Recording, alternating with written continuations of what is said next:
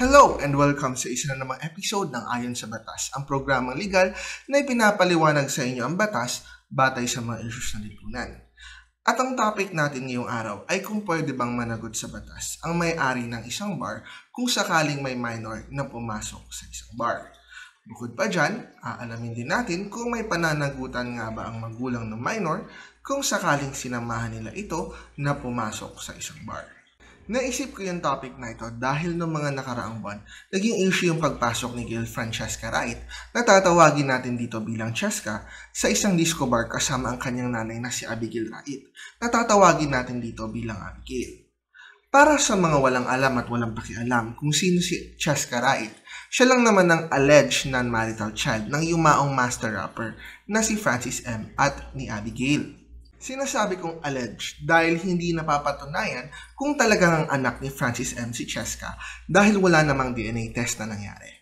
Besides, dahil non-marital child si Cheska, ayon sa batas, wala siyang presumption of legitimacy, kaya ang kanyang claim na anak siya ni Francis M. ay isa pa ring alegasyon.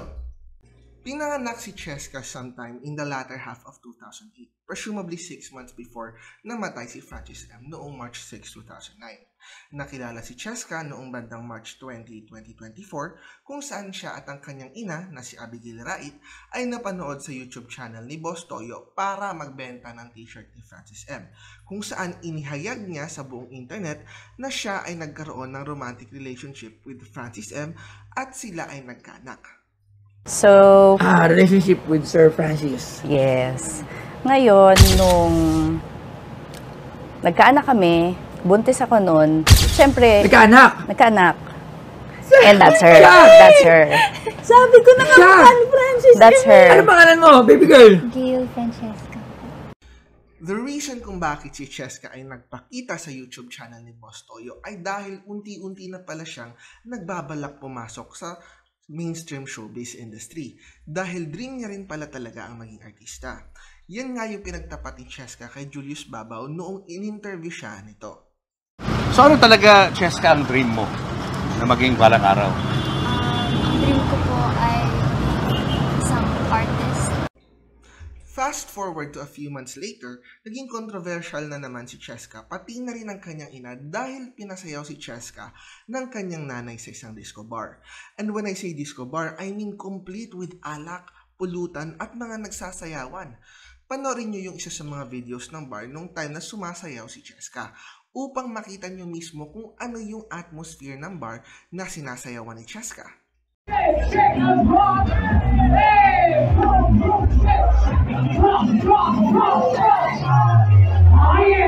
With regard naman sa sinasayaw ni Cheska, yung unang sinayaw niya ay medyo wholesome pa naman. Ipapakita ko sa inyo yung sayaw ni Cheska pero tatabunan ko na lang ng audio yung kanta na sinayaw niya para hindi tayo maka-violate ng copyright. Pero sa isang tingin pa lang, I'm sure malalaman nyo agad kung ano yung sinayaw niya.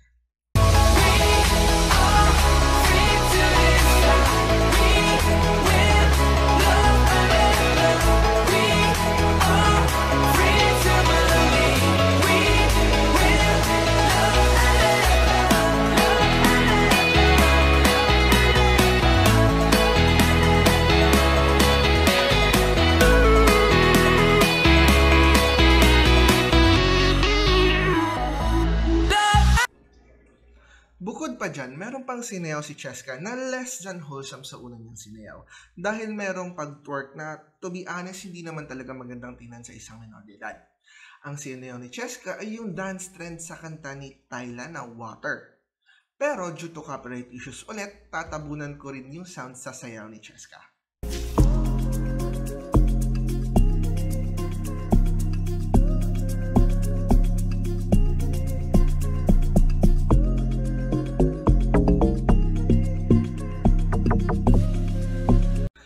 Dahil sa less than conservative na water dance na sinayaw ni Cheska, maraming mga netizens ang nagulat dahil hinayaan ng nanay ni Cheska na sumayaw siya ng ganitong klaseng sayaw, especially dahil menor de edad pa lang si Cheska. May nag-comment pa nga na isang netizen at sinasabi niya na this is the best example of bad parenting. At ang unang magiging project daw ni Cheska ay sa Viva Max. At meron ding mga gumawa ng reactions video sa pagsasayaw ni Cheska at kung paano hindi talaga magandang tingnan na nagtutwerk ang menor de edad. Nagpipiesta siya ng Yung papa niya, nagising yung papa. ng mga kalalakihan. O, diba? Yan o, tinan mo. 15! Aga, hindi dapat ano yun. Dapat nga wala sa loob yun Kasi lalo na bar. Tapos, sa bata niya ganyan. Pero ang pinaka-standout na comment ay galing mismo kay Boss Toyo kung saan nanawagan siya kay Camille Villar upang ipasara ang club dahil apparently nasa Las Piñas yung club na pinagsayawan ni Cheska. Pero to be fair, pinaliwanag naman ni Cheska na nandoon sila sa club dahil daw sa trabaho. To be specific, para daw i-promote yung club. Kaya ang pag-uusapan natin ngayon ay kung meron bang nilalabag na batas ang nanay ni Cheska dahil hinayaan niya ang kanyang anak na menor de edad na pumasok sa isang nightclub. At kung meron din bang nilabag na batas ang club dahil nagpapasok sila ng minor sa kanilang establishmento. Ayon sa Section 9 ng Republic Act 7610 o ang Child Abuse Law, pwedeng makulong ang isang tao ng 6 to 8 years kung sakaling siya ay gumamit ng bata para sa mga obscene publications or indecent shows. Pero ano naman ang ibig sabihin ng indecent shows? Kasi kailangan muna nating i-determine kung ano nga ba ang exact definition ng indecent show para malaman kung pwede ba nating tawagin ang pagsasayaw ni Cheska as indecent. Ayon kay Merriam-Webster, ang simple definition ng indecent ay improper or offensive. Pero wala namang masyadong tulong sa atin yung definition na yon dahil baka ang improper or offensive para sa iyo ay hindi naman offensive para sa ibang tao. A good example of that is yung cultural differences ng mga tao. Kasi maaari ang isang behavior or practice ay normal sa isang culture pero pagdating naman sa ibang culture ay offensive na pala yung practice or behavior na yon.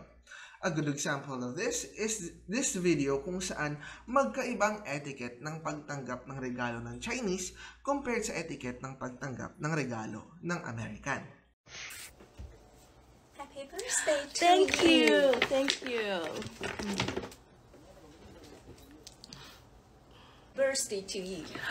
Thank you. Oh, that's really nice of you to do that. Oh my God. So cute. Let me take a look. Wow, this is amazing. Thank you. Similar sa situation natin ngayon, ang pagsayaw ng water dance si Cheska sa isang nightclub may be offensive sa decency ng ibang tao dahil unang-una, medyo suggestive ang water dance ni Tyla. Pangalawa, minor si Cheska. At pangatlo, dahil ginawa niya ito sa isang nightclub. Pero on the other hand, maaaring sabihin din ng iba na hindi offensive sa decency ang ginawang pagsasayaw ni Cheska dahil ang pagsasayaw ay isang expression of art at kaya sila nandun ay para sa trabaho. Fortunately for us, sa kaso na Garzon versus People, ang ating Supreme Court ay nagbigay ng 3 criteria para malaman kung ang isang bagay ay obscene or patently offensive sa decency. Unang-una, kung ang pangkaraniwang tao gamit ang napapanahong pamantayan or standard, ay makikita ang isang gawain na sinasadya para talaga sa mga tao na may malalaswang pag-iisip. Pangalawa, kung ang gawain ay nagpapakita ng gawaing sexual sa nakakainsultong paraan. Pangatlo, kung ang isang gawain sa kabuuan ito ay walang literary, artistic, political, or scientific value.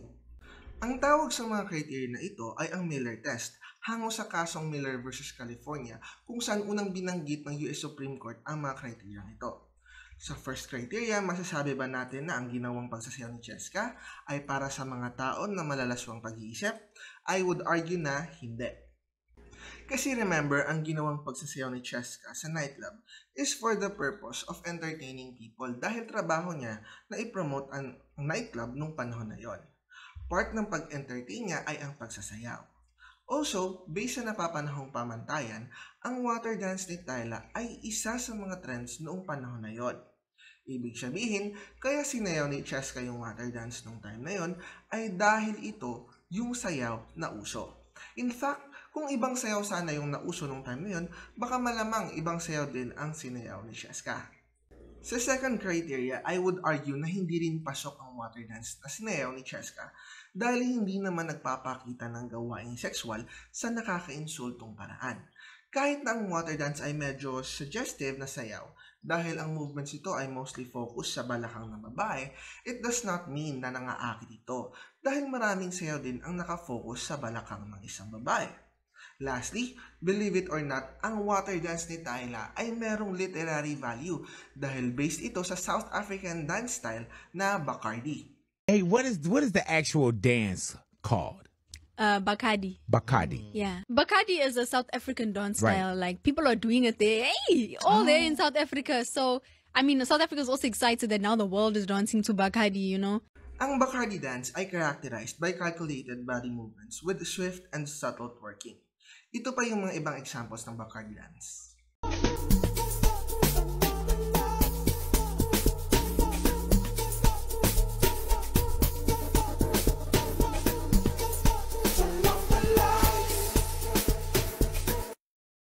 So in short, may literary and artistic value din pala ang water dance ni Tyla, kaya hindi pwedeng sabihin na obscene or offensive to decency ang ginawang pagsasayaw ni Cheska kahit pa sumayaw siya sa nightclub.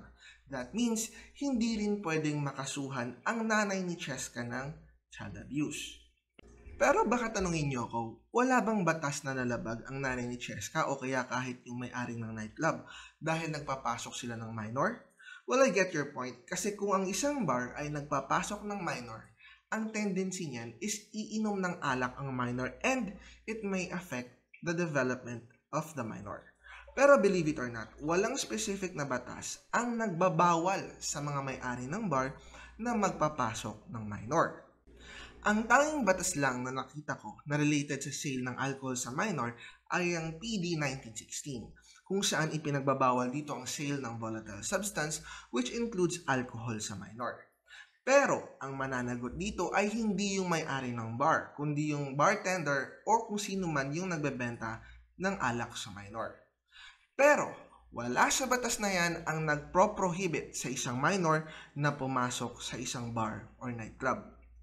Pero, take note, na ang sinasabi ko ay walang batas na nagbabawal sa minor na pumasok sa bar or nightclub. Pero, pwede gumawa ng ordinance ang inyong mga barangay, city or probinsya na nagbabawal sa isang establishmento na magpapasok ng minor sa isang bar or nightclub. So, i-check niyo yung city or probinsya niyo kung meron bang ganitong klaseng ordinansa. So anyway, balik tayo sa issue natin. Hindi pwedeng makasuhan ang may-ari ng bar na pinuntahan ni Cheska unless may ordinance na nagbabawal sa minor na pumasok sa isang bar. And since nasa Las Piñas yung bar, baka meron na silang ordinance na nagbabawal dyan. So in summary, I submit na hindi pwedeng makasuhan ang nanay ni Cheska ng child abuse dahil hindi naman obscene or offensive to decency ang ginagawang pagsayaw ni Cheska. Bukod pa dyan, I also submit na hindi pwedeng maging liable ang may-ari ng bar dahil nagpapasok sila ng minor sa kanilang establishmento unless may ordinance na nagbabawal dito. That is our episode for today. Sana may natutunan kayo at kung may mga tanong kayo, pwede kayong mag-comment sa channel and I will try my best to answer your questions. Thank you for watching and session adjourned.